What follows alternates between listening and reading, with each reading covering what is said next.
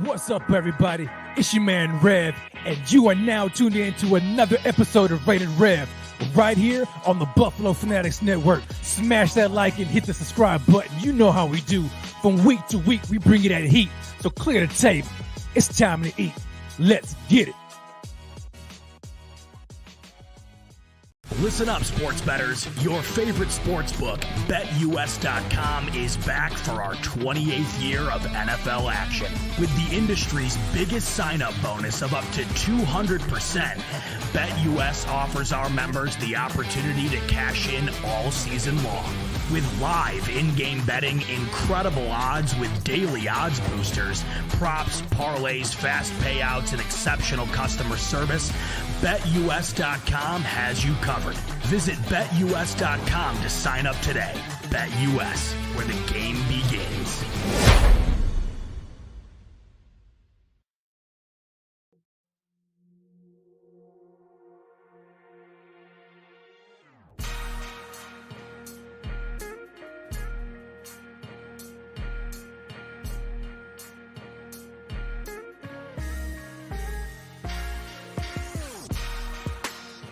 What's up, Buffalo Fanatics? Hey, so good to be here with you guys again for another edition, another episode of Rated Rev, brought to you by BetUS on the Buffalo Fanatics Network. Smash that like. Everybody that's in here right now, what's going on, everybody? Fireball comes in and says, yo, what's up, Rico? Hey, wrong brother. I'm not Rico, this is Rev. And you are tuned in to Rated Rev on the Buffalo Fanatics Network. Everybody in here, man, how you feeling? Grace and peace to everybody who's watching me live right now on YouTube or Facebook, whatever the case may be. Smash that like, hit the subscribe button, and make sure you turn on those bell notifications so you can stay up to date with everything Buffalo Bills and Buffalo Fanatics related. And welcome everybody who's watching on the replay and everybody who may be listening via podcast format. What is going on? Boy, I hope you guys are fired up for tonight. This is Bills Patriots Eve. I almost said Bills Patriots week, but the game is tomorrow night, baby. Yo, I'm fired up. Everybody in here right now who's watching live, this is a roll call. Let me know where you're watching from. I am so excited to be here with you guys again. Oh, man. It seems like we were just here, right? Just here. The Buffalo Bills on prime time. We're on a 2-game win streak. The Bills are feeling good, winning however they can, right? Finding a way to win. And the Bills are doing just that. So let's get it popping. I've got Larry in here from Wisconsin. What's good, Larry? Heather Hathaway in the house from Belton, Texas. What's going on, Heather? Glad you can be here with us. Larry again from New York, my bad. Oh, so there's two. Okay, so I got Larry from Wisconsin and Larry from New York. Caleb coming through from Minneapolis. What's good, Caleb? Roy Collins, Western New York. What's happening? I got my man Chris 716, who's always on time, early than everybody, getting the tone, setting the tone for the show. He's from Southside Buffalo. What's good, Chris? I appreciate you, baby. 915 Buffalo Bill. You already know what time it is, baby. El Paso, Texas. Go Bills, baby. My hometown right here. The 915. What's good? Comedian Mo Brown from Connecticut. What's happening? I've got Donut BOP. New Jersey, Bills Mafia, Shane Becker, Buffalo, New York. And guess what, ladies and gentlemen? We're already getting off to a good start. We've got Scott Blakely in the crib. What's up, Scott? With the super chat. He comes through, says, yo, Rev, my hope is that we see Josh Allen return to form. The quarterback that is not hesitant, totally confident, and starts thrashing these teams. Scott, man, come through with the heat. Scott, we're going to talk about that, man. We definitely going to talk about that. I've got Tricks in here from Denver, Colorado. What's happening? Oh, Larry comes in. He corrects me. He says, nah, big guy from New York. Live in Wisconsin. There you go. All right. Appreciate that, Larry. My bad, baby. My bad. Who else we got? Rich Kid 217, Monticello, Florida. Cameron Hayes, New York, for my New York Bills. Oh, man. Everybody in here joining. We've got over 100 already in here. Smash that like. I should see 100 likes in here. Let's get this thing popping. I'm so excited. Extremely fired up. And I got to give a shout out first and foremost. I got to shout out my man, Z-Bot. I don't know if you guys watched the show Monday. I'm sure you did. My man, Z-Bot, he had me on. And, he came through with the therapy session for your boy. Came through with this therapy session. Much needed. Because I know a lot of you already know. You know, I was this past game against the Lions, even though we got the dub, I was out there on the ledge. You know what I'm saying? Like, I was way out there. I was like so emotional in that game. I was like at the point where I was like, yo, we may need to sit Josh for a few series. Like, Josh is not looking too hot. He's again throwing another red zone interception. We need to sit him. Not permanently. Sit him for a few series. You know what I'm saying? And maybe he can shake the cobwebs off, and let's play Case Keenum. That's how far I was out there, Law. I was out there for real. And no doubt I got some heat to be expected, you know what I'm saying? But, you know, I just want to let you guys know that I'm a very emotional Bills fan. Very, very emotional. And so if you follow me on Twitter, I may seem bipolar, right? Because I'm up and down with the roller coaster. I am all the way up and all the way down. You know what I'm saying? I'm all the way in. And and against the Lions, man, I was out there. So nevertheless, I want to thank my man Z-Bot because he pulled me back in. He reeled me back in and let me know, like, hey, it's gonna be all right. At the end of the day, the Bills are 8-3. 8-3. The Bills are not 3-8, right? If the Bills are 3-8, I would be losing it. And it would be you know what I'm saying? Like, if it'd be all right. It'd be justified, is what I'm trying to say. But they're 8-3 right now, controlling their own destiny. Granted, they're 0-2 in the division, which we're going to talk about that here tonight too. But nevertheless, the Bills are in a great position. Great position. And they about to make some moves. I fully believe that this is the moment right now in the Bills season. This is the moment in which we see a shift. Do you guys remember last year? What game was that? I think it was after the Bucks game. It may have been after the Bucks game. There was a shift in the Bills, right? And all of a sudden they went on a roll. I think that this is the time when the Bills are going to go on a roll. You look at the adversity that the Bills have been faced with all year already. Injuries out the wazoo. But before the injuries, I mean, super high expectations, right? I mean, they came into the year. I mean, as a matter of fact, the whole offseason, they were the Super Bowl favorites. But not just to represent the AFC in the Super Bowl, but to win it all. Josh Allen MVP, right? He had Vegas, he had betting odds. As soon as the schedule went out, they were favorites in every single game. So the expectations were mounted up.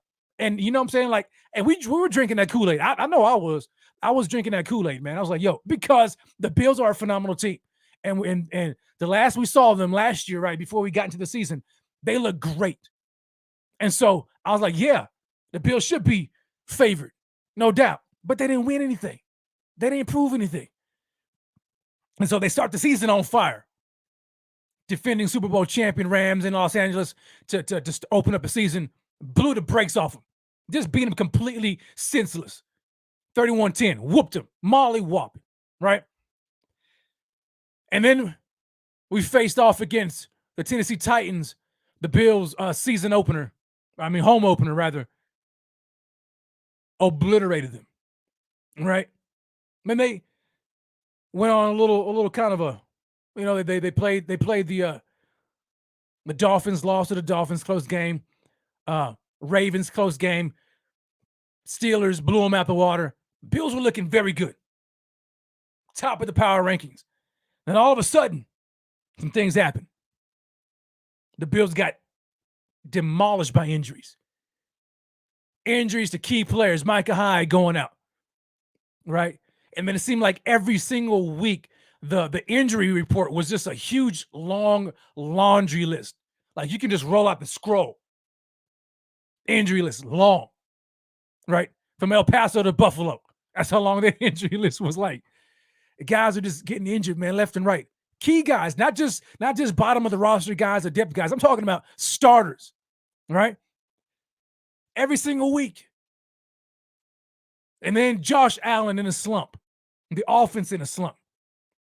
You could say, well, maybe teams have started to kind of figure them out. Maybe the book is out on the Bills offense, whatever the case may be, right? Nevertheless, they didn't look like they did before the bye week. After the bye week, they look completely different, right? But in spite of the Bills were managing to win. Managing to win. Now, you can say, man, look, if it weren't for Josh Allen, skip pass in the dirt to Isaiah McKenzie, the Bills would have beat the Dolphins. You know what I'm saying?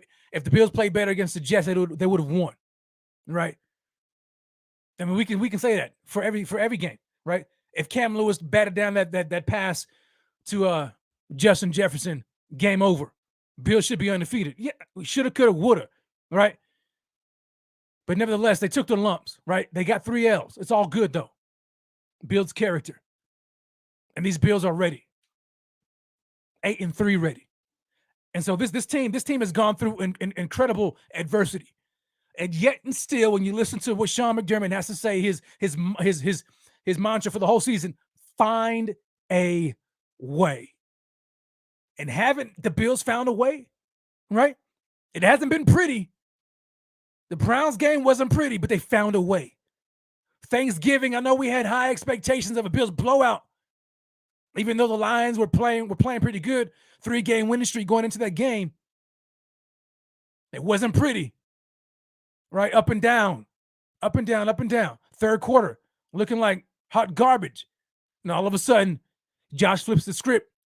He turns on that switch, fourth quarter. You know what happened? Boom, boom. Steph Diggs, huge pass, huge catch, triple coverage. Game-winning field goal, Tyler Bass. It's a wrap. Big dubs. You know what I'm saying? And so, it happens like that. And they found a way. They found a way. But now the Bills find themselves in prime position because now guess what? The AFC East is a lot tighter than we anticipated coming into the season. The Dolphins, first place right now. The Jets right behind us. Or the Jets may be in second. I don't know. I think the Jets are in third. Anyway, then the Patriots, right? 0-2 in the division for the Bills. Never thought that would happen. It did. What are they going to do about it? It starts right now. Tomorrow night against the despised New England Patriots. Right? We haven't forgotten anything. We still have scars that bleed when it comes to the Patriots. Even though we've been on a plus side of the ledger here recently, we haven't forgotten about Bill Belichick and Tom Brady and what they did to us. You think for 1 second we're gonna allow Bill Belichick to come back and beat us? No, we are going to make them suffer. As much as they've made us suffer over the decades, right? 2 decades. You think we're going to just let them come in here and just beat us? It's not going to happen. It's not going to happen. And so I'm fired up tonight. I don't know if you guys can tell, but I'm fired up, man. I am fired all the way up tonight. My man, Dog. What's good, baby? So we're going to, my objective tonight is to fire everybody up. I want to rev everybody up for this game tomorrow night. Because this is the moment that we've been waiting for. You know what I'm saying? This is it. So you guys just hold on to your horses, right? You know what I'm saying? Just buckle your seatbelts because tonight's gonna get on fire. It's gonna be fired. But let's dive into it to some news right now. Let's just take a look at the injury report because we got to talk about it, right? Injury rundown. We want to talk about that, right? A little injury update here. And man, for the first time in a long time, first time in a very, very, very long time, the Bills injury report looks fantastic. Right, does it not? I mean, compared to how it's been looking for the past several weeks, wow, right? Remarkable. Right now, so far, the only two people that have been marked out, counted out for the game tomorrow, is Deion Dawkins and Von Miller. And that's it. But throughout the rest of the week, the guys have been playing. They've been participating in practice. All right. Steph Diggs, he didn't practice all week, but it was a vet rest, right? We're getting guys back. Jermaine Edmonds, full week of practice. AJ Epinesa, full week of practice. The illness bug still hit, but guys have gotten back. Damar Hamlin, Dane Jackson, Jaquan Johnson were ill. Quentin Morris was ill. And so was Khalil Shakir. But the only one that was sick, that is questionable, is Quentin Morris. But he participated today fully. So we're looking very good. So it looks like we're going to get Jermaine Edmonds back, AJ Epinesa back.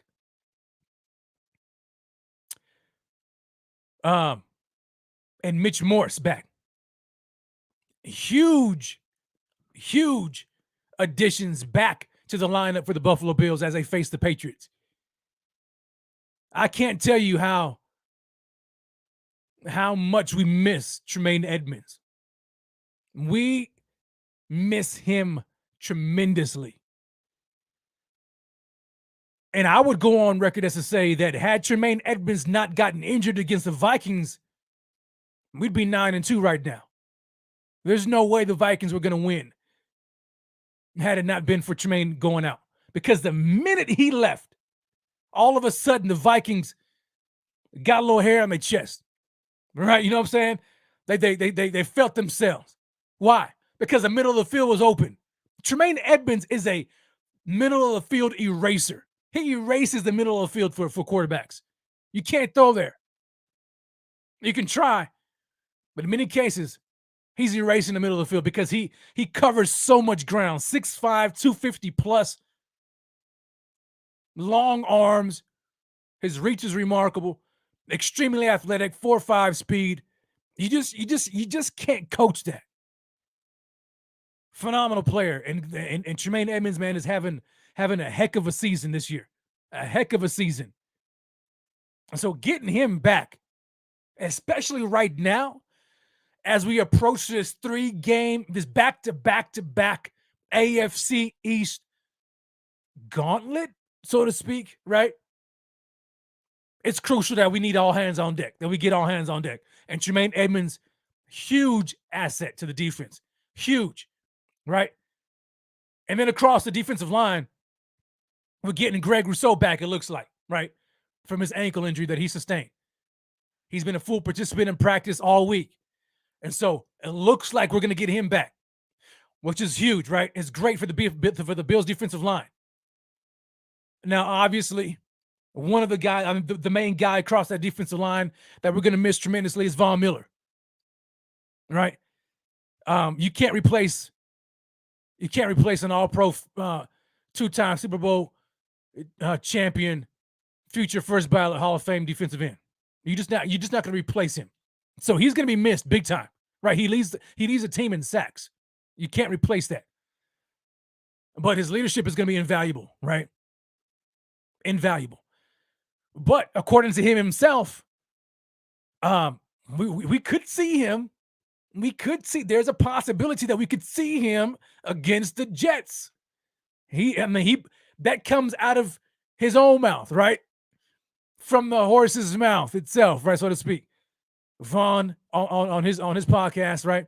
He said that he's going to take some time out a little bit, but he's looking to see if he can play against the Jets. So, man, fingers crossed, prayers up for Von Miller. You know what I'm saying? If it's in his best interest, hopefully we get to see him back shortly. But while he's out, it's good to get Groot back.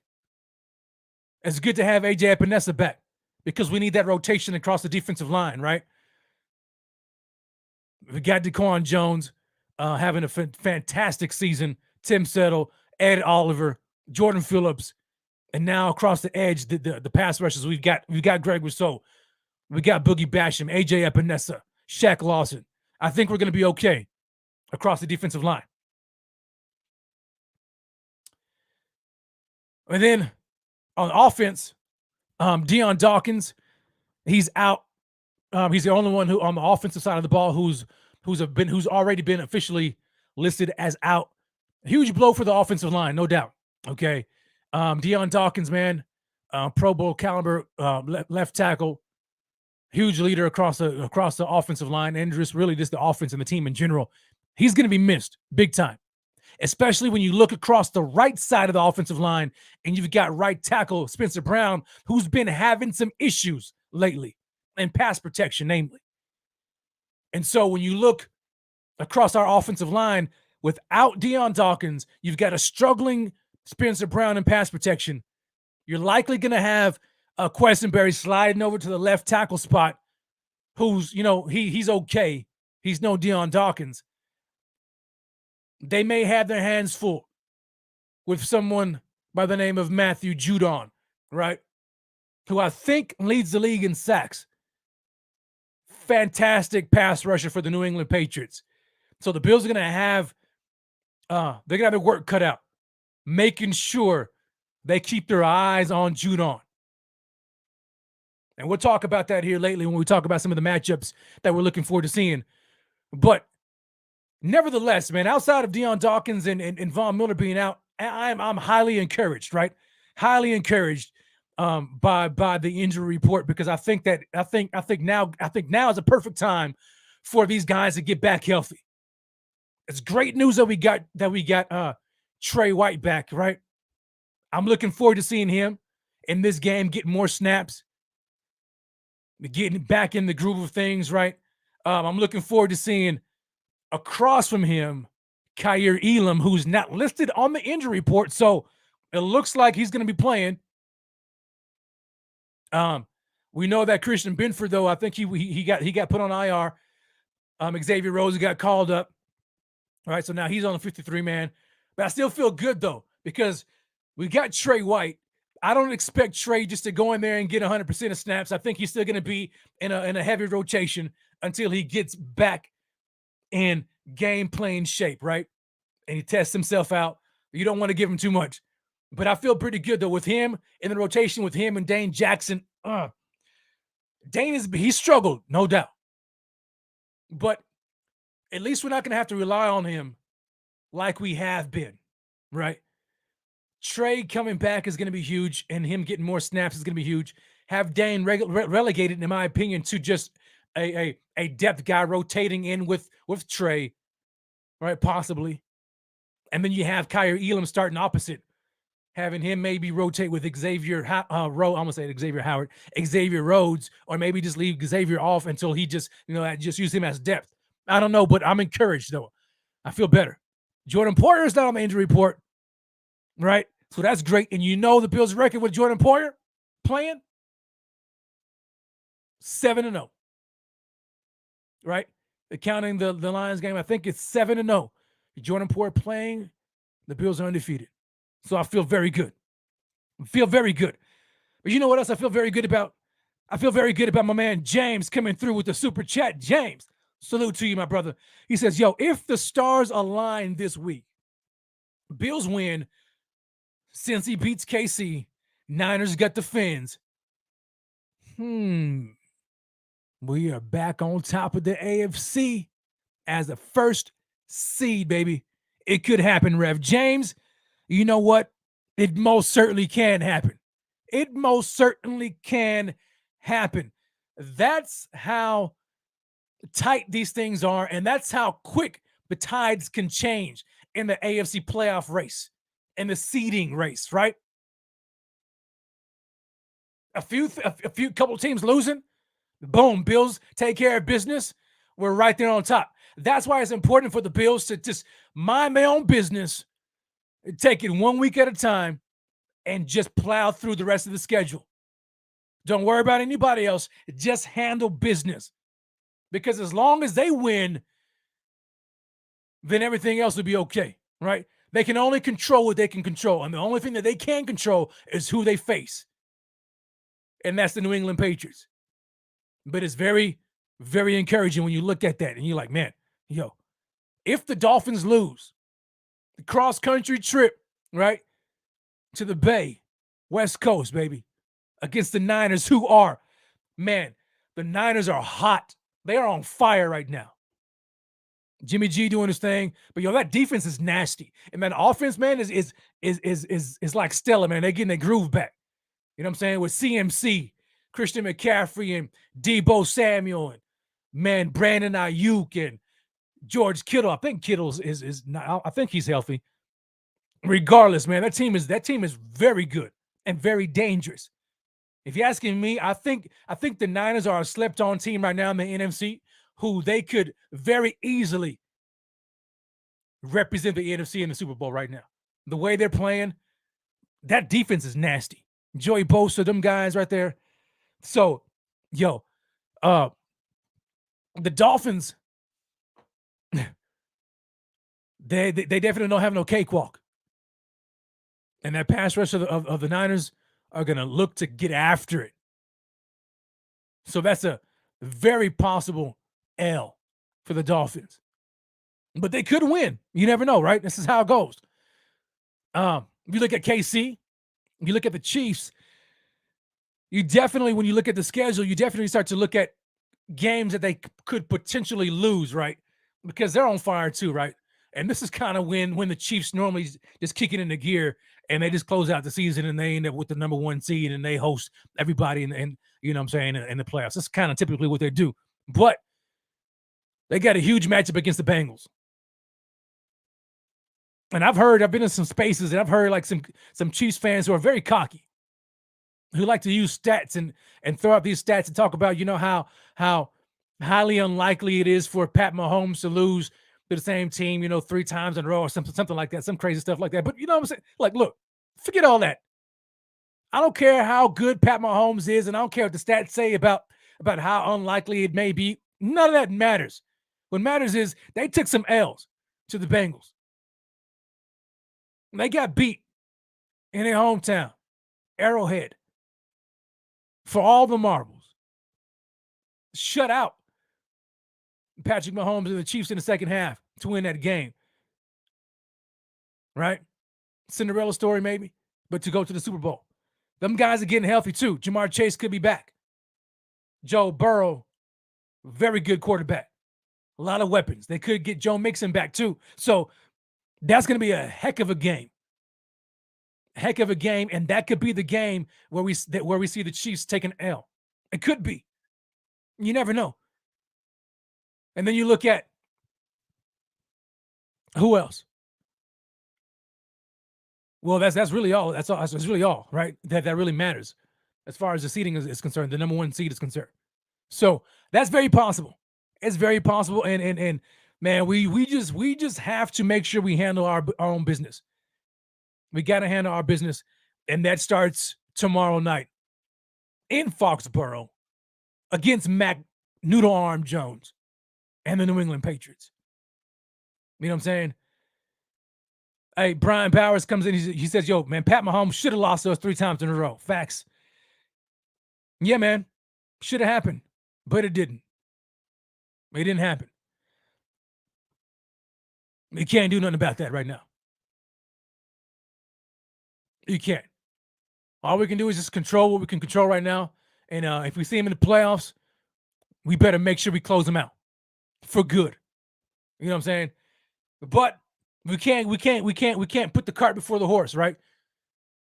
We got a huge matchup right now. AFC divisional matchup against the New England Patriots. Huge game. Huge game because the Bills are currently 0-2 in the division right now. And the Buffalo Bills do not want to go 0-3 in the division. We cannot get the number 1 seed if we do not win our division. That's where it starts. So before we talk about number 1 seed, we need to talk about finishing first place in the East. Right? That's what's most important. Finishing first place in the AFC East. Shout out to everybody who's joining me right now. It's your man Rev, and you're watching Rated Rev, brought to you by BetUS on the Buffalo Fanatics Network. Do me this favor, smash that like, hit the subscribe button, and turn on those bell notifications if you haven't already done so. 180 plus in here. I better see over 100 likes. Smash it like you ain't never smashed a like before in your life.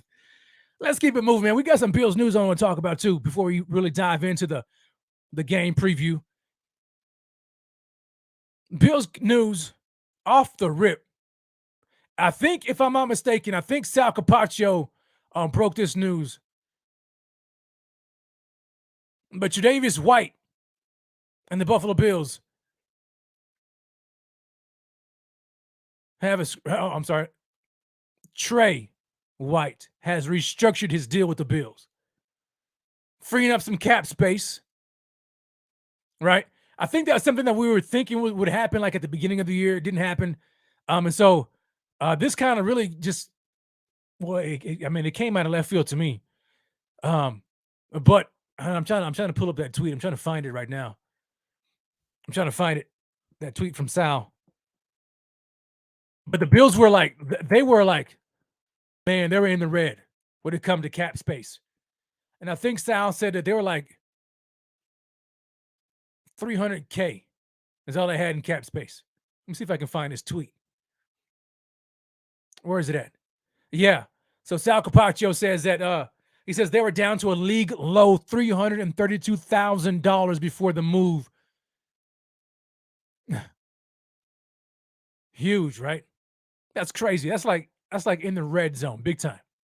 And so this deal, and let me quote Sal Capaccio. He says, NFL source tells me the Bills restructured the contract of cornerback Tre'Davious White to now create approximately $2.5 million of cap space. So that created $2.5 million of cap space. And I know a lot of people, myself included, were like, what does that move really say? You know what I'm saying? Like, we're trying to read between the lines, right? You know what I'm saying? And we're trying to figure out, like, okay, so the Bills are like, they had like the league low $307,000 in cap space. And we hear that, we're like, okay, yeah. But what does it really mean? Does that mean OBJ? Huh? Come on, we had to talk about it. We have to, because when things like this happen, it just leaves so much room for conversation, right? So the Bills freeing up this cap space. Now they have frees up $2.5 million of cap space. Plus, OBJ is set to visit the Bills Friday. Von Miller is like, we can't let him out the building. Could this be the move we've been waiting for, Bills Mafia? Let me know what you guys think. Because that Brandon Beane is a cap wizard, right? He makes moves and he makes room, right? Maybe there's another move on the way. Cap space. I don't know. We don't know. But could this be the move, man, for OBJ? OBJ is sitting there looking, he's like, make some room, baby. Make some room. Make some room for me. Now, I guarantee you, he's like, okay, Bean, okay. Make that room then, baby. Make that room. If he comes to Buffalo Friday, when he comes to Buffalo Friday, I don't know how he leaves Buffalo without a deal. I don't know how he leaves Buffalo without a deal. I don't know. So we shall see. We shall see. Let me get into the super chat real quickly before I dive in some more about this OBJ talk. Cody Clemens. Cody, what's good, Cody? He comes in. Where'd you go, man? Where'd the comment go? Oh, I just lost it. Here it is. Cody Clemens comes in with the super chat. Cody, I salute you, man. Appreciate it. He says, yo, Bills money line. Taking the over. Anytime touchdown Diggs and Davis equals $50 bet, $5.85 payout, super boost, thoughts, likelihood. Well, you know what, Cody? I'm going to be honest with you, man. All that stuff is foreign to me, dog. Like, straight up. You know what I'm saying? Like for real. Like, that stuff is foreign to me. You got the wrong guy to really talk about that. First of all, I mean, I don't bet. And so I don't really understand it. I don't know it. I just never learned all that talk. But what is the spread? I think it was, let me see here. I think was it 5? Was it 5 points, 5.5? Something like that.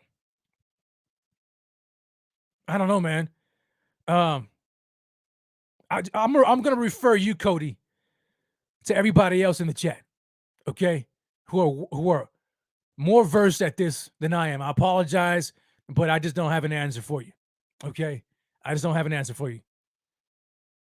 Now, back to this OBJ thing.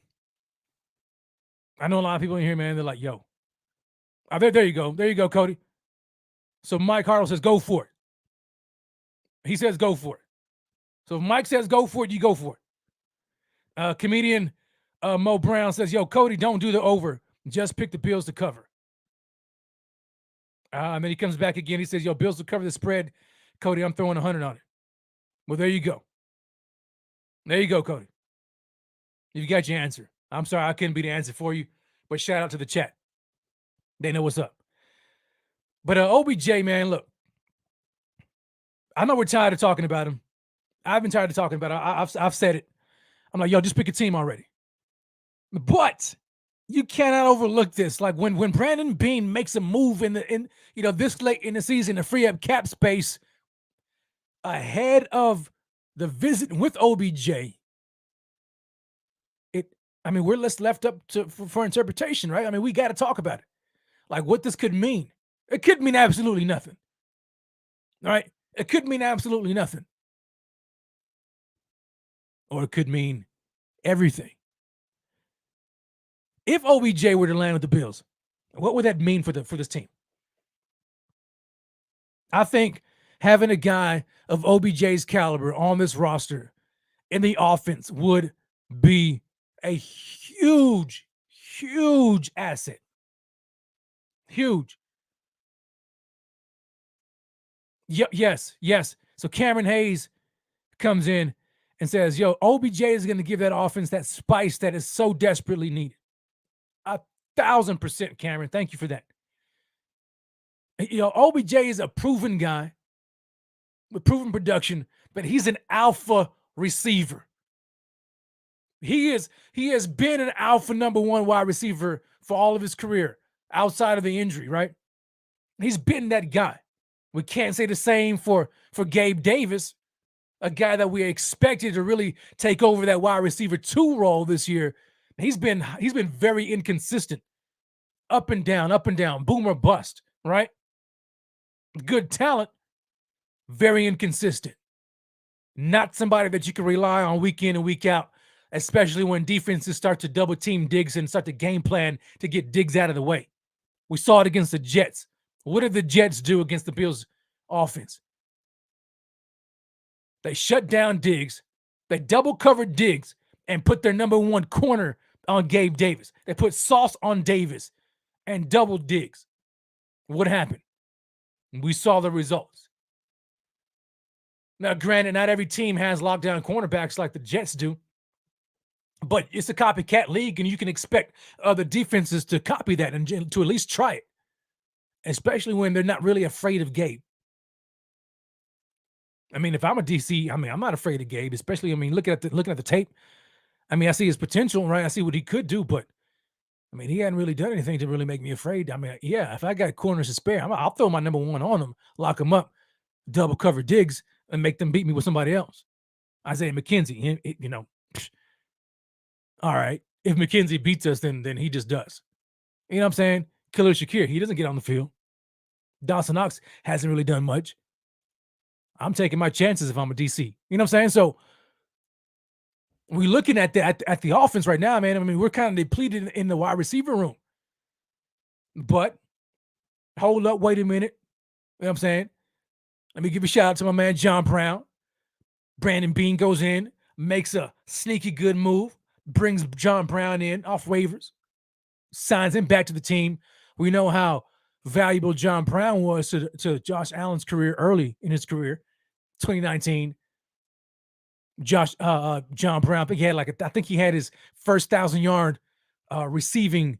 I think he had his first 1,000-yard receiving season of his career with Josh Allen. Right? He got injured, and we know the story. We know what happened, right? Became a cap casualty, and then bounced around the league after he left Buffalo for about 3 different teams, and he's basically just been a street free agent.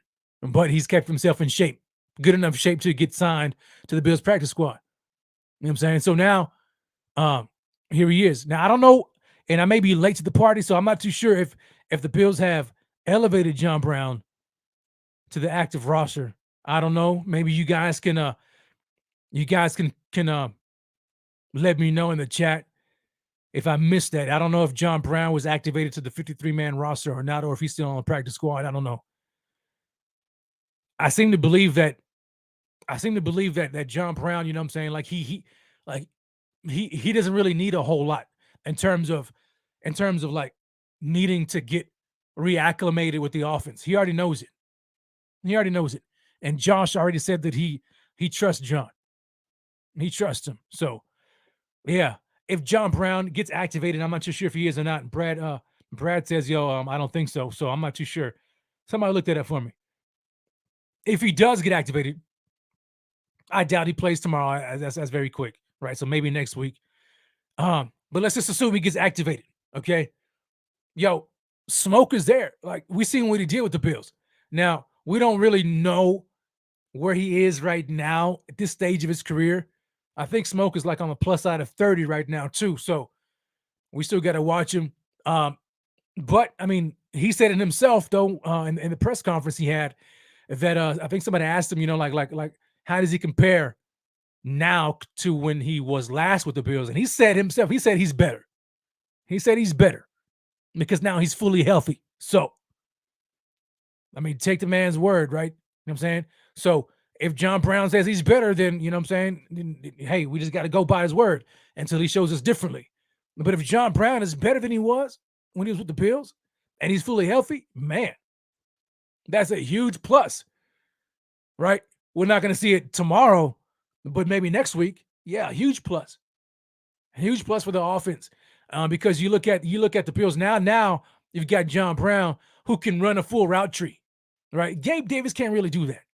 They throw him on the outside, and he's not really known to be a route runner. He's just not that guy. He never was. He's got sneaky speed. He can kind of get behind the defense at times. You know what I'm saying? But he's not going to run the full route tree like John Brown would. Plus, Smoke has got that speed still. Well, I assume he does. Right? We're gonna find out. James says, "Yeah, Brown is 32. Yeah, I thought he was on the plus side of 30. But yeah, Brian Bauer says, he agrees. He says, unlike Gabe, John Brown can run the entire route tree. Yeah, exactly. And so now you've got a guy in John Brown, you know what I'm saying, who can win one-on-one. He did it with the Bills back in 19 and 20. You know what I'm saying? Can he still do it now? I mean, if he says he's better and he's healthy, hey, take the man's word, right? We'll see, but that's a huge asset, though, because outside of Diggs, who else is really winning one-on-one matchups like that on the outside? Nobody. Gabe ain't really doing it consistently. McKenzie inconsistent at times, you know? So you throw in a guy like John Brown. Now, I wonder, would he take the The slot role, I don't know. I think they'll throw him all over the field. But guess what? You have Diggs, John Brown, Gabe Davis, Isaiah McKenzie. That's more comforting for me, right? Guys are now slotted in their proper positions, in my opinion.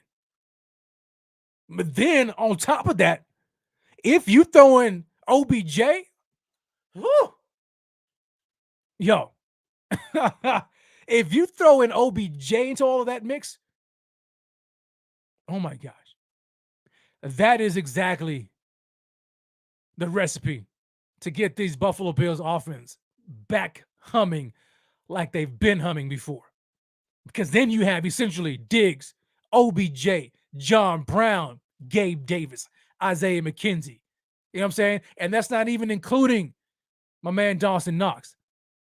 Right? So you can go that deep, and that reminds me of like last year when the Bills had they had Diggs, Emmanuel Sanders, Cole Beasley, then Gabe Davis, Isaiah McKenzie. You see what I'm saying? Like they had them weapons like that on the at the receiver position. And so like Gabe wouldn't have to go up against number one corners or number two corners. He was feasting on dudes on their number threes. So like no wonder he ate. You know what I'm saying? So like that's like guys need to be in there like where they need to be. No shot at Gabe. You know what I'm saying? Or McKenzie. It just is what it is. And whenever you get a chance to improve yourself like that, you got to do it. You got to do it. I'm looking here through the chat, trying to see what you guys are saying. CR says, "Yo, Chiefs keep adding offensive weapons. Why can't the Bills?" Absolutely, CR. I mean, I agree. And they do it, and they maximize their personnel. They maximize their personnel. James comes in, super chat. James, appreciate it. Healthy OBJ? Man, yeah. Otherwise, not worth it. Yeah. So if OBJ is healthy, which I'm assuming he is, right? I'm assuming he's healthy. Man, you throw him in. Oh, dude. Enough said, man. Like, enough said. Enough said. I wouldn't necessarily say it's not worth it because, I mean, you still have to. Well, fully healthy, yeah. You know what I'm saying? Like, if OBJ is like, he looks like a shell of himself, then yeah, obviously not, right? But you still have to do something because you can't really put all your eggs in the John Brown basket. Plus side of 30. I mean, he's on practice. I mean, you got to see what he can do, right? In game action. So, yeah, man. I mean, they're not hedging their bets all on one guy. They get John Brown, which I don't think precludes them from adding a guy like OBJ. That's what they need, man. They need to be deep across in this wide receiver room, from top to bottom. Because when they do that, and if these guys are healthy, oh, yo, lights out, man. It's a wrap. It's a wrap. Mike says, yo, I'd rather see Stevenson. He's fast. I mean, well, Stevenson was a return guy. You know what I'm saying? He is fast, but he hasn't proven himself at all in the offense. So, I mean, I don't even know if he's going to get much of a chance to really prove himself offensively this year, because this is a Super Bowl window, man. Like we don't have time to be trying to figure it out with guys on the bottom end of the roster. That's for training camp, you know. And unfortunately, he was injured. So, I mean, I don't know. I could be wrong. They could just be throwing stuff at the wall, right, and hoping something sticks. We'll see what happens. But I am encouraged, man. So I'm definitely gonna have my eyes looking out on that. I want to see if OBJ is coming. See what Brandon Beane was doing with that move, cleaning up some cap space for OBJ. Never know. I hope so. Donnell said, Donnell, man, look here, I agree with you. Donnell says, yo, why did we sign Hines again? I don't want to get upset, Donnell. So I'm trying not to get upset. I've said this multiple times. I have no clue. I don't know. Like, I'm sure Brandon Beane, when he thought to bring in Nyheim Hines, he wasn't just thinking, oh, this guy's going to be good for us in special teams. And I'm sure he wasn't thinking like, yo, when I sign this guy, he's going to be basically like a healthy scratch on offense. I'm sure that wasn't his thinking. I'm sure I'm sure he had different expectations. Why he's not getting incorporated into the offense quicker, I don't know. I don't know. I don't have an answer for that. I don't know if it's McDermott. I don't know if it's Dorsey not knowing what to do. I don't know. Hopefully they figure it out because that guy's dynamic. We've seen him returning kicks. He's dynamic. We've seen him with the Colts. He's dynamic. I'm not asking for him to be the bell cow running back. I'm not asking for that. We got Motor Singletary. We got James Cook for that, right? But you mean to tell me that you can't sprinkle this guy in a few plays here and there on offense and use him in his speed in the rounds? Wide receiver screens. I know even though he's not a wide receiver, but you know what I'm saying? Line him up at wide receiver. Give him a screen like those bubble screens that we used to do to John Brown. Get him in space. Let him use his speed. Why not? I don't know. Your guess is as good as mine. I'm tired of trying to figure it out. I have no clue. Maybe they figure it out here shortly.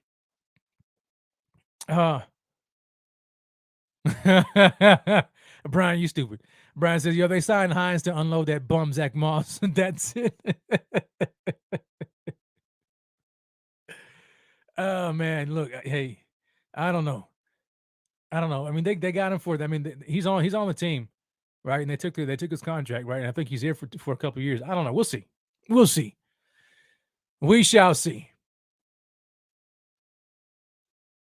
I'm trying to go through here to see what else you guys are saying. I'm just saying, says, yo, I love salty Rev. Man, you guys are crazy. I'll tell you what, man, you have the chat. Salute to the chat. Salute to the chat. Yo, you guys are who keeps this show lively, man. You know what I'm saying? Like, for real. Like, the chat is where it's at. It pops off all the time, every week. I love just scrolling through the chat and trying to see what you guys are saying. Sometimes you guys have a lot of sidebar conversations, and I'm like, what the heck is going on here? But I love it. Man. Rated Rev wouldn't be the same without you guys in here. So salute to you all. And salute to everybody who's watching live right now. We've got over 200 plus in here. Smash that like, hit the subscribe button. You know how to do it. Also, I was trying to get this link, but I wasn't able to do it. But you know what? I'm gonna do it here. This is what I'm gonna do. Because it's a holiday season, right? Holiday season around the corner. It's Christmas season. I love Christmas. My family loves Christmas. And there is like, what better like stocking stuffer or a gift for your significant other? You know what I'm saying? And I'm gonna go ahead and switch my brand up to the Rico report here real quickly because I got some things, because he's got something on here that I want to show.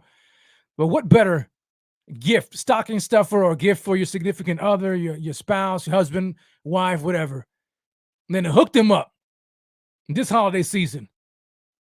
I mean to really hook them up. Where'd it go, Rico? Where'd it go? Hook them up this holiday season with the BFTs. Buffalo versus everybody. Look at that tee. That tee is fantastic. It's clean, it's crisp, black and white. They got multiple colors. You know what I'm saying? We got the Air Allen. We got the HMT 14. You know what I'm saying? We got that. We got the Buffalo logo and the chicken wing with the celery stick. So much going on right now in the BF Fan Shop. And that's what you guys need to do. Go ahead and go to the bffanshop.com and hit up the merch. Hit up the merch. Surprise gift for your significant other. Do what you got to do, man. They make perfect stocking stuffers. Get you a BFT like this. It is what it is, man. That's how we do it at the Buffalo Fanatics. Moving on. Let's just jump right on in here, man, to this matchup tomorrow night. Who in here is fired up? I want to know who in here is fired up. If you're fired up for this game tomorrow night, drop some fire emojis right now in the chat. Drop it. I want to see it. Donnell says, yo, Now, that buffalo wing is fire. You got that right. It is fire, man. Go ahead and cop that. Go ahead and cop that, man. Tomorrow night against the Patriots. I can't stand them dudes. I really can't. I can't.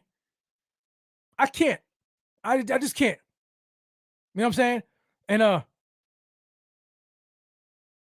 oh, yo, shout out to Matthew. So, yo, he's sick. He's hyped for tomorrow. Just been home all week.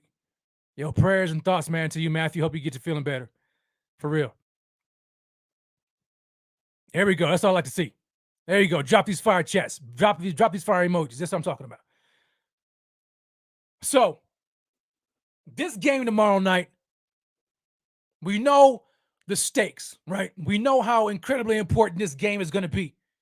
But I can't stand these guys, man. For real. Like, I can't stand them for real. I can't stand Bill Belichick and his, like nonchalant, you know, I just can't deal with it. The fans, insufferable. I can't deal with them either. You know what I'm saying? And so, I'm ready for the Bills to really put a whooping on them. I mean, to absolutely put a whooping on the Patriots. Don't even give them room to think that they can even come close to beating us or winning the division, taking the division back. Put them out for good. Dig the grave, throw them in the coffin, shut that thing, lock it shut, put the dirt back over it. It's a wrap. You're done. That's what I'm waiting for. And I ain't the only one. And if you guys are not hyped up for this game, if you guys are not fired up for this game, if you're not revved up for this game, let me give you something that can hype you up. Check this out. They promise tomorrow, yo. What the you gonna do with your opportunity today? We gotta hit in the mouth. You see how cocky these are running? Man, damn, man. I'm tired of these. It's the end of an era for this night. The end of an era. Let's go. We hit, we strap, and we talk. Let's go. Let's go, baby. Come on, man. Look, that clip still fires me up to this day. Every time I see it, I get fired up. Jordan Poyer, oh, man. That's my dog, man. I love me some Poyer. I love me some J. Poe. All-pro Poe. That guy, huge leader across the entire defense. And the team, period. Hands down. Emotional leader. He's the guy that runs the ship on defense. And you see it. Every game he has been out, the Bills have taken an L. But every game he's been playing, even if he's playing hurt, they win. That says something about his leadership. That says something about what he brings to the table, about how he can rally the troops and gut out a win. That dude is ridiculous. J. Poe is my man. I love Jordan Poyer. I hope he's back. I get it, man. I know it's the business side of things, but I just feel like he's got to be back next year. I feel like he has to be, right? I know DeMar Hamlin's been looking good, but he ain't all-pro Poe, baby. He ain't that. Jaquan Johnson, come on, man. You know what I'm saying? We got Dean Marlowe back. He ain't even seen the field. He ain't Poe. He ain't Poe, baby. They ain't Poe. Bring Poe back.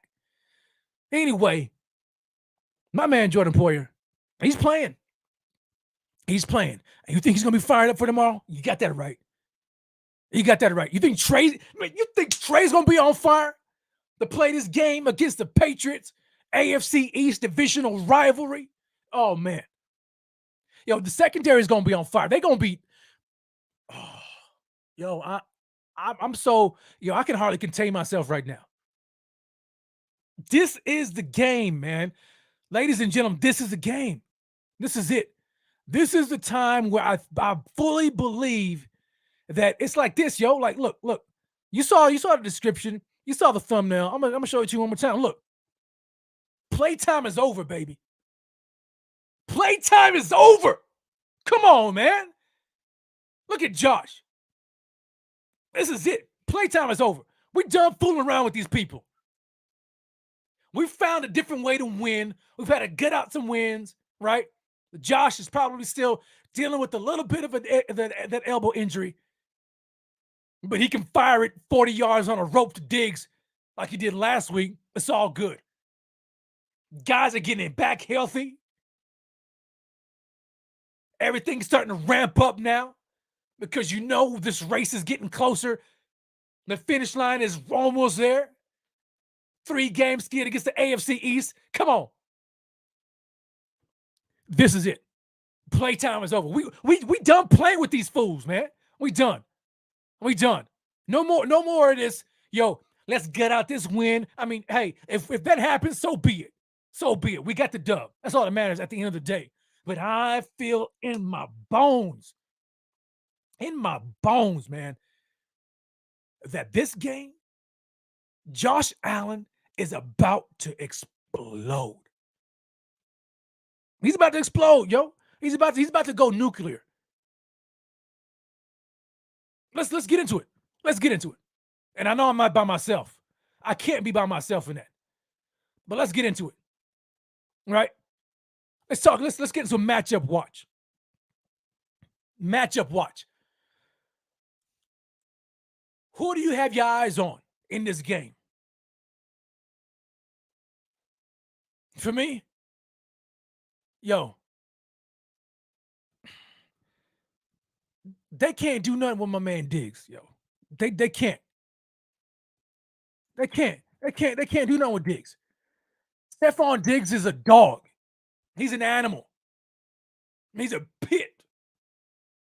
That guy, even though he's been like the majority of the offense between him and Allen, right? It's all good though. It's all good.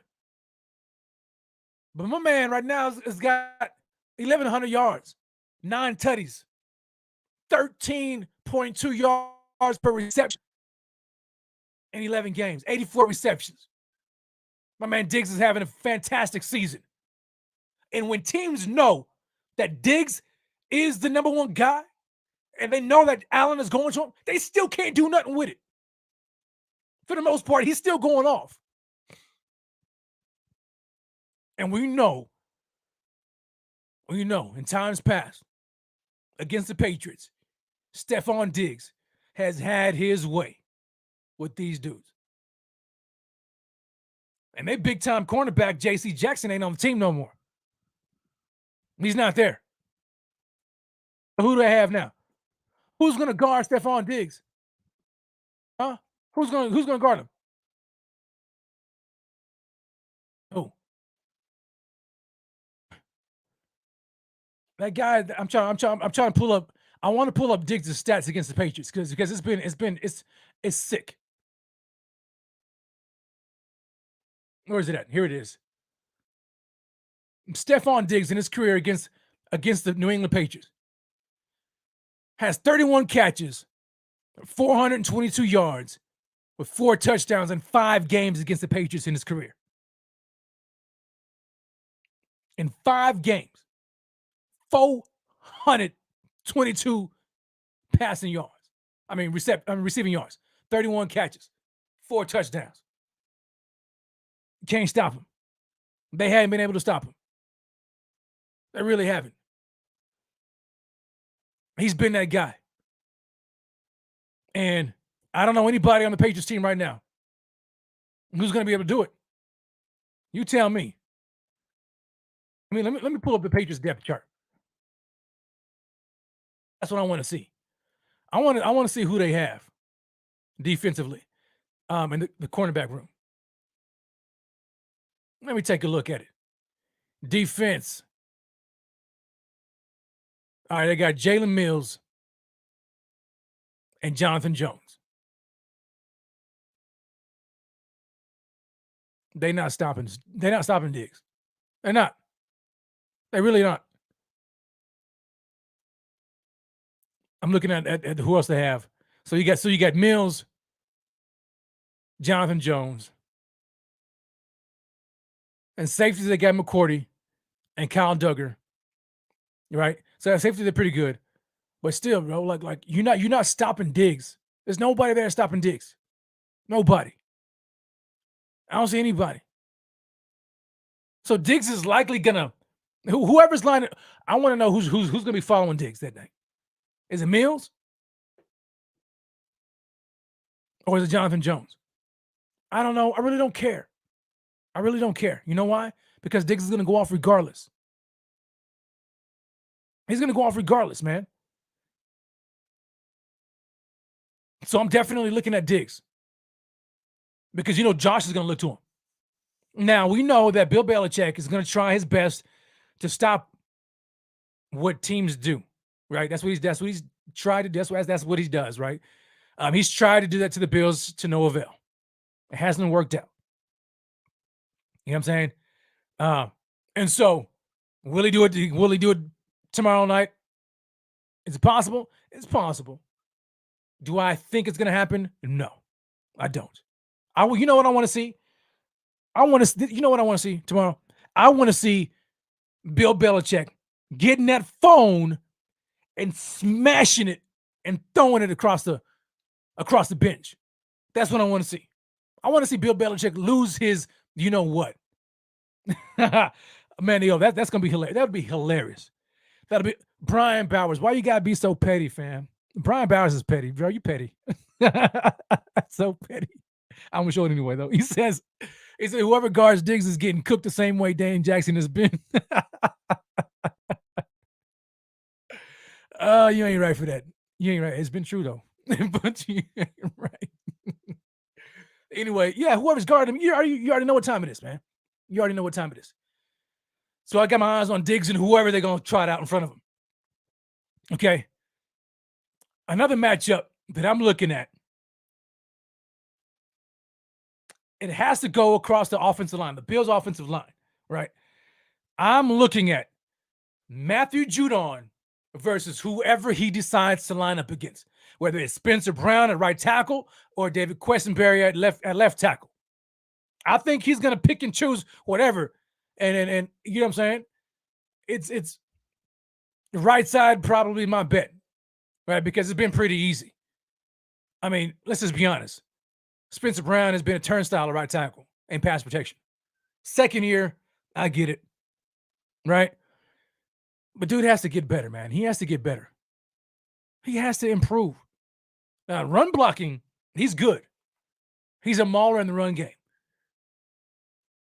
But we got a mauler starting at right tackle for an offense that's pass heavy. How does that make sense? I don't know. So they're coaching. So he needs to step it up. So what I anticipate happening is I anticipate the Bills chipping Judon. So that's going to mean Dawson Knox is going to come in. Dawson Knox may not have a game. You know what I'm saying? Because his job, his assignment is going to be to help Spencer Brown or help Questenberry. Whichever side Judon is on, Dawson Knox is going to follow probably to help chip. That's what I think. And so we're going to need some secondary guys, man. Maybe if Quentin Morris gets the feeling better, and he's healthy enough to play, so maybe he comes out. I don't know. But we definitely got to look out for Matthew Judon. That guy's a beast, man. He's been doing it, right? So Matthew Judon versus the Buffalo Bills right tackles. I mean, offensive tackles, I should say. We got my eyes on that matchup. Who else? Let me see. Does anybody know the Patriots injury report? Let me see if they came out with one. Please forgive me, because I don't have it pulled up. I want to know. I don't know if they've got anybody significant that's out.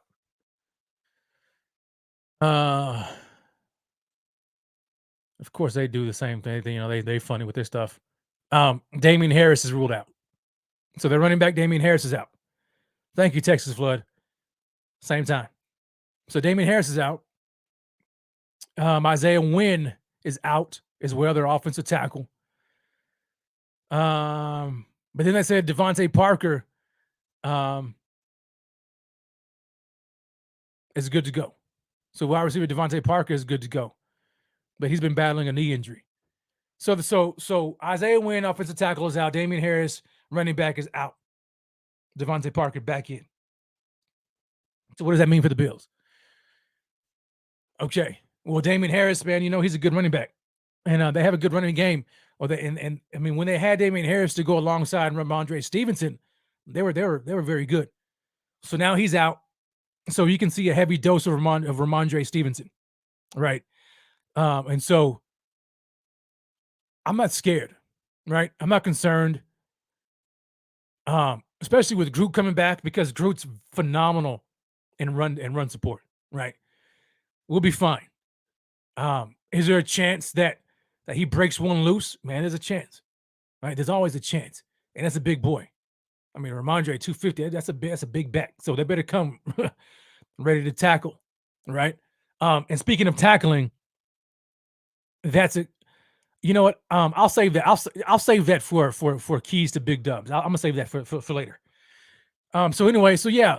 So the Bills need to key on the running game. Make sure.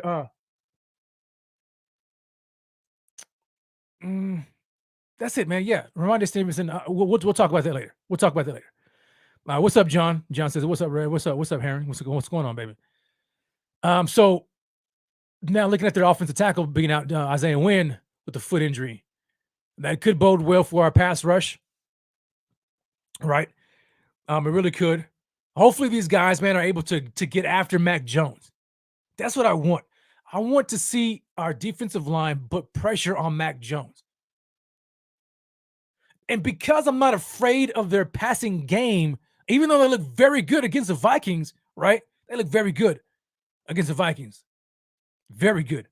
So you know that they can, you know what I'm saying, play to that level. Will they do it against the Bills tomorrow night? I don't see that happening, especially, you know what I'm saying, with our corners, Trey White coming back, and then you've got Kyrie Elam, you got Tremaine Edmonds back in there. I don't see that happening. So their passing game doesn't really concern me, right? I mean, Nelson Aguilar is a speed guy. Does he have the potential to really break one loose to get behind the defense? Yeah, he does. Jacoby Myers is a very good wide receiver. You know what I'm saying? But these guys are not like elite receivers that we've seen. They're not Justin Jeffersons. They're not the Amari Coopers. They're not the Amon-Ra St. Browns. They're not those kind of guys.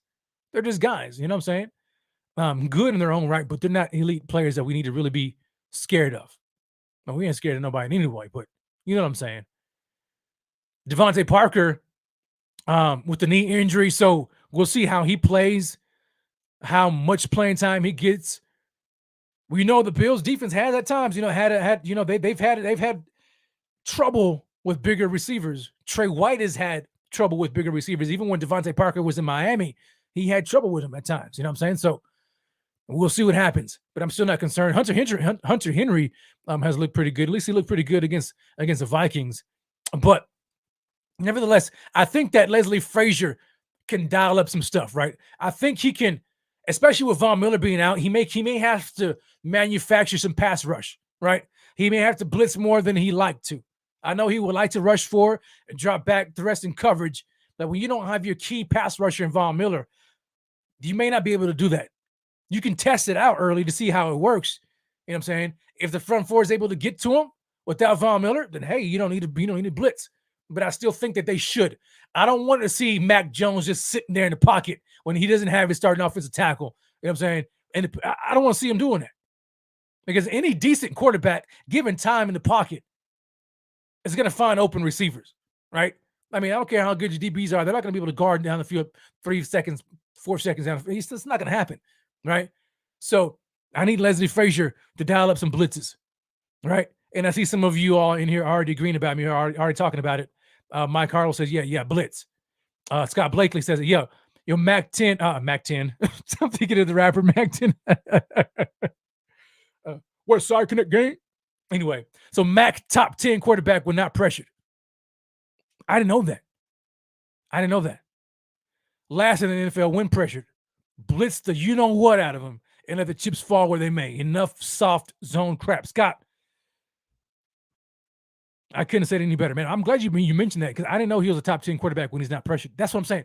That's why we don't need this guy to be sitting there, you know what I'm saying, with all time in the world in the pocket just to do whatever. Get after him. And you know that bodes well for us because he's not he's not a mobile guy, right? He's kind of statuesque. You can still get to him.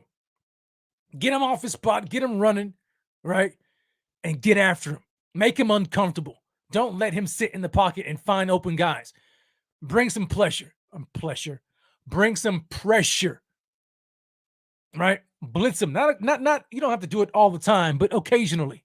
And probably more than we're accustomed to. And I'm okay.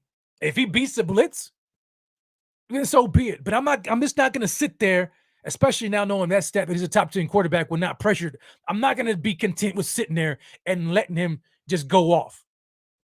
You don't want to do that. You don't want to do that. So yeah, let's get after him, man. Let's get after him. Any matchups? Any other matchups? So, I talked about Diggs. I talked about Matthew Judon and the offensive tackles. I don't know if there's any other key matchups that I'm really looking forward to outside of like Josh Allen doing his doggone thing. You know what I'm saying? Like I want Josh to light him up. Light him up, man. Just light him up, Josh. Shut me up. Shut the rest of the NFL up. Who's talking this junk, talking about, he's this and that, whatever. Just shut them all up. I'm fine with that. I ain't got no shame in my game. That's what I want to see. All right. Now moving on. Shout out to everybody who's joining your man Rev for another edition of Rated Rev, brought to you by BetUS on the Buffalo Fanatics Network. Smash that like, hit the subscribe button, turn on those bell notifications. Let's get it. Now, moving on, and let me take some time to scroll through the chat. I want to see what you guys are talking about here. Okay. So you guys are talking about some keys.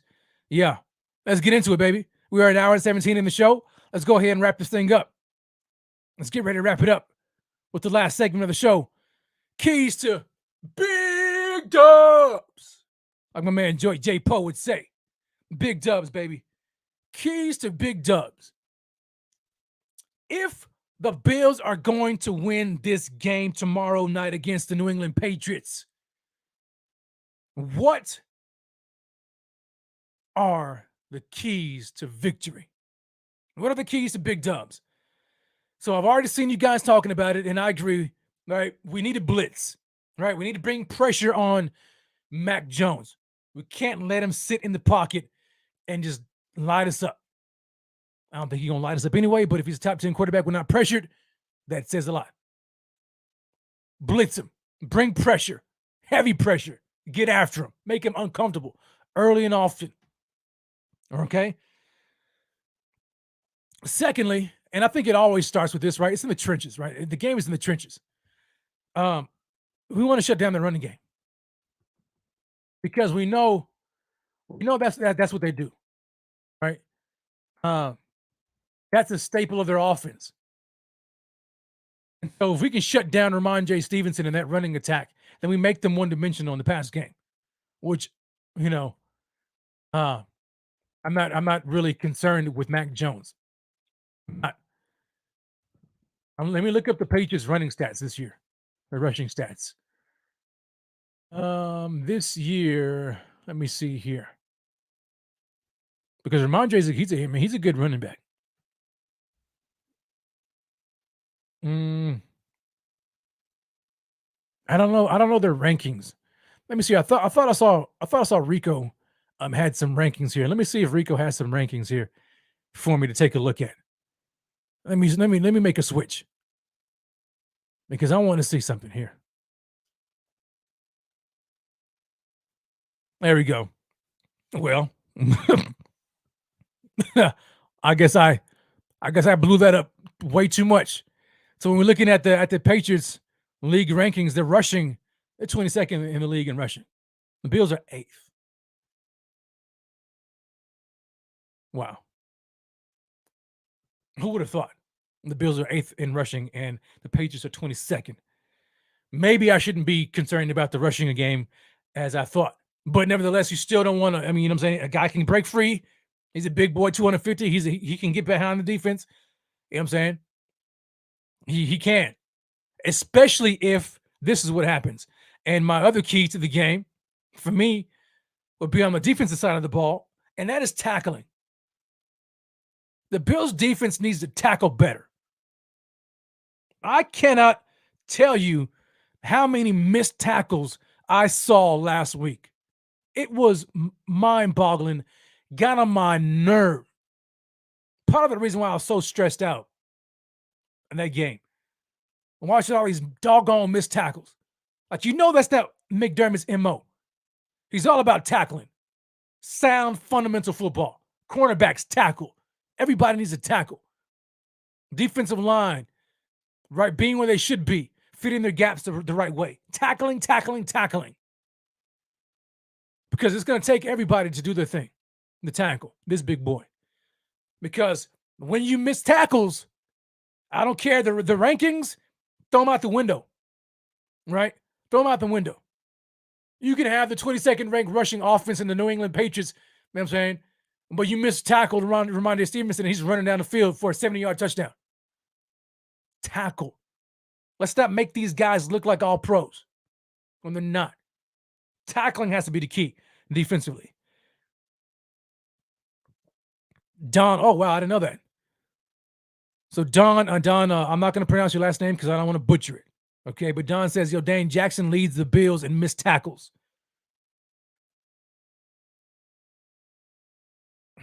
It's another reason why Dane needs to be, he just needs to be a depth guy, right? He needs to be a depth corner. He has to be, okay? So anyway, so defensively, they have to tackle better. Namdi says, facts, tackle better, okay? So we talked about defense, I need pressure. We got our pressure on Mac Jones. We need them to tackle better defensively, right? Offensively now. Let's move to the Bills on offense. The keys to big dubs for the Bills on offense. If we expect him to have this remarkable game, to have this Josh Allen comeback game, show everybody, I'm still that man. Big time performance. It starts up front on the offensive line. Protection. Protect Josh by all costs.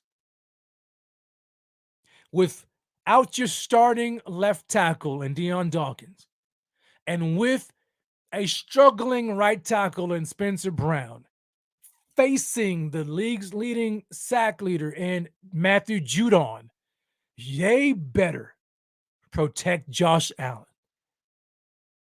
Because if they don't, Josh Allen will be running for his life. He will. We know this. Now, granted, Josh Allen, like he covers a multitude of ills, right? Like he covers a lot. Many people will say, man, but we got Josh, and he can evade pressure and he can run out of the pocket like nobody's business. I get that. But you don't want to rely on that. And you don't think Bill Belichick, future Hall of Fame coach, knows that too? Bill Belichick, I guarantee you, he's gonna bring some pressure on Josh. Not just with Judon, but I expect Kyle Duggar to be blitzing. I expect him to bring pressure on Josh Allen to get him flushed out of the pocket. And where is he gonna go? To his right, like he always does. They're gonna flush the pressure to his right. Probably gonna put Matthew Judon on the right tackle side, right? Spencer Brown turnstile, easy, right? Easy pressure. Josh Allen gonna try to spin out of it, run to his right. There's Kyle Duggar or a spy barreling down on Josh Allen. That's their game plan. I guarantee you. So the Bills' offense need to protect Josh at all costs. If Josh has a clean pocket, it's sayonara. Lights out, baby. Let the fat lady sing. Because Josh is gonna slice and dice these chumps all game long if he's protected. Right? We got to do it. Hold on. I like this. Jeff B comes in here, It's a very good point, Jeff. Jeff says, yo, run the ball. Belichick is trying to stop Josh Allen. I like that. And I would agree. I think that we can definitely expect Bill Belichick to come after Josh and to stop the passing game. Especially when you look at the way they've been playing lately, right? They're not going to make it easy for Josh in the offense. They're going to try to frustrate him, make him impatient, right? If they happen to drop back in cover two, they're going to make him impatient, make him have to play the long game. That's where the running game comes in you play. Could we see Motor with 100 yards rushing tomorrow night? Man, what would that be like? What would that be like if we had to rely on the ground game and Motor Singletary did his thing? Ran for 100 yards, a couple touchdowns. Ground game got off. Right? And then play action off of that. Yo, I'm down. Whatever we got to do to win a game, I'm all for it. But I definitely think, and here's another key to the game. Ken Dorsey, do not poop the bed. Don't do it. Don't make this more complicated than it has to be. Right?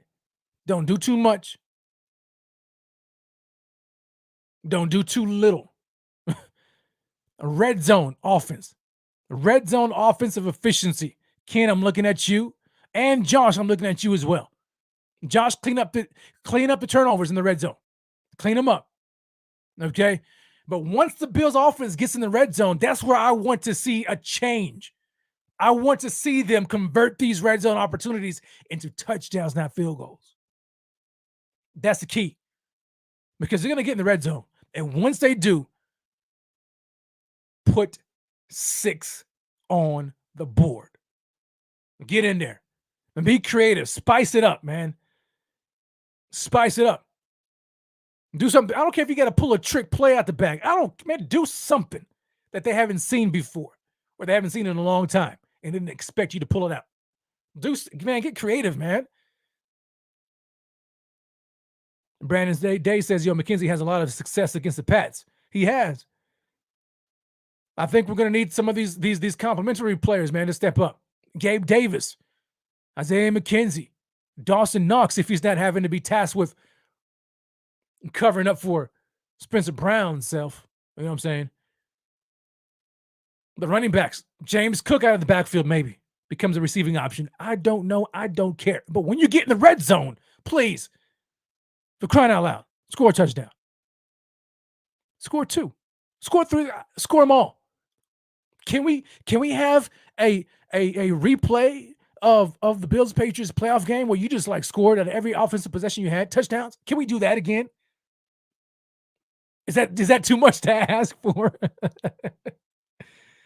You know what I'm saying? Like, I think if we do that, we play mistake-free football, right? Clean up the penalties.